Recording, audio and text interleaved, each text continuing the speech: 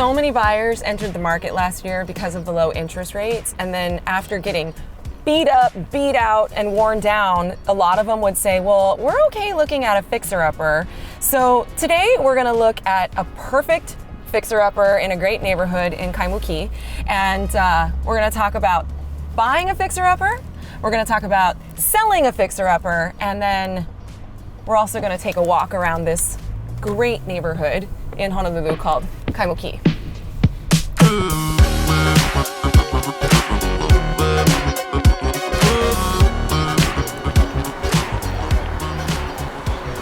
Coffee Talk seriously has the best cold brew in all the land. You know, Kaimuki wasn't necessarily a place that I visited when I was a kid or a teenager. I feel like the restaurants and the businesses used to cater to the residents specifically in this area. But now Kaimuki has transitioned into kind of like a Brooklyn to Manhattan, and it's really trendy, yet it's super comforting as well with some really cool places to eat. And it's also a spillover neighborhood. So for those that desire Kahala or Diamond Head, so think of that more like Malibu or Beverly Hills, but maybe want a more modest way of living, maybe like Mar Vista in LA, that's what Kaimuki has become.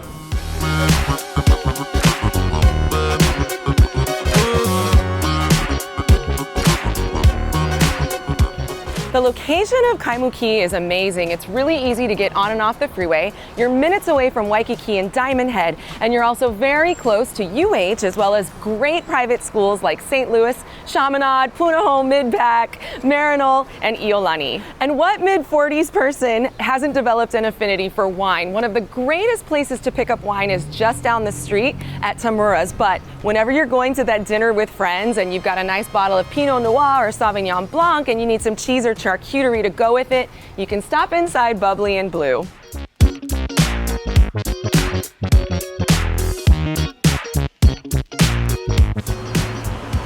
And if you need some comforting local dessert, how about Pipeline Bakery for some made-to-order malasadas?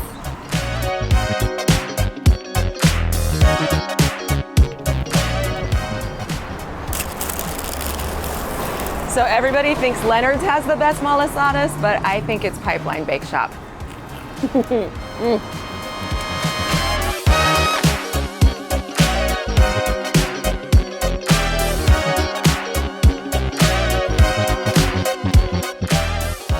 This home is very typical of the homes you'll find in Kaimuki that were built in the 1930s. Many of them are still lived in by the original families and passed down through generations, such is the case with this very special home in Kaimuki. When buying a fixer-upper, it's really important to consider financing. Now, a traditional bank or a mortgage broker may not be able to lend on a home like this. Cash is king, but I mean, who the heck has $1 million laying around? I'll leave that to you flippers out there to talk about all of your creative strategies in buying a home with cash, and also you guys that are saying you're gonna retire by the time you're 40. I mean, I'm mid-40s, no hate, but just saying. I had a broker's open yesterday, and I want to say at least 5 out of 15 potential buyers asked the typical flippy type of questions, right? Like, what do you think the after repair value is for this home? How much do you think I need to put into it for repairs? And the answer to it, which isn't exactly a straightforward answer, is it depends. It depends on what you're willing to do to the house, the types of finishes that you're going to do. But what's most important is the structural integrity of the home, the beams, fixing termite damage, electrical components, plumbing, things like that.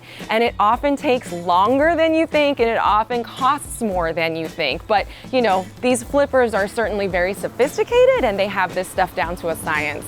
Don't mind the jackhammer. Okay, so I ask every buyer that I work with to give me their wish list. What's the location you're looking for? What kind of lot are you looking for? Do you need a yard? Do you need a garage? Does it need to have 2 stories, single level? How many bedrooms? A home like this definitely checks a lot of boxes because of the location. It is on a flat lot, it's a corner lot, it's in a really quiet area. Maybe not right now, but a quieter area of Kaimuki. But it is probably gonna cost somewhere around $200,000 to fix it up. And remember that your repair costs are not financed. Those need to be liquid funds. So you know, at a price tag of $999,000 for this home, plus another $200,000 for repairs, maybe you'll need to compromise a few things. Maybe you need to live further out from Honolulu and endure 2 hours of traffic every day, but you'll get the house that you were looking for at about maybe $900,000 in a place like Ewa Beach.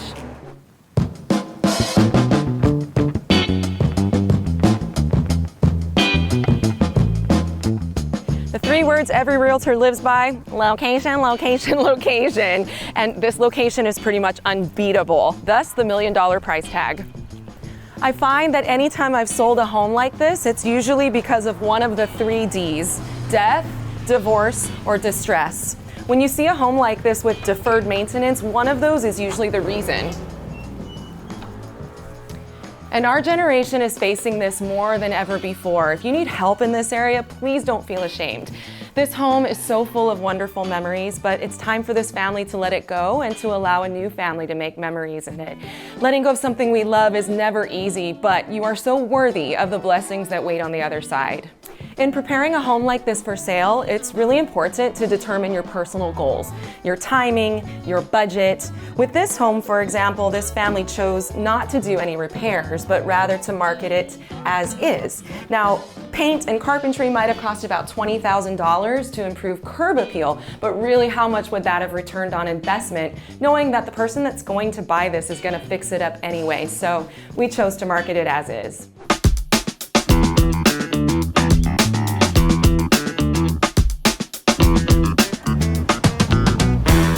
Fixer-uppers can be fun. They can also be not so fun. Once you start opening walls, it can be like pulling a thread. Oh, looky there, we have to fix that and that. But one thing that fixer-uppers, whether you're buying or selling, have in common is closure. And what I see with these emotional types of letting go of property is that there's always hope in the end. There's healing and no regrets. Once it's done, it's done.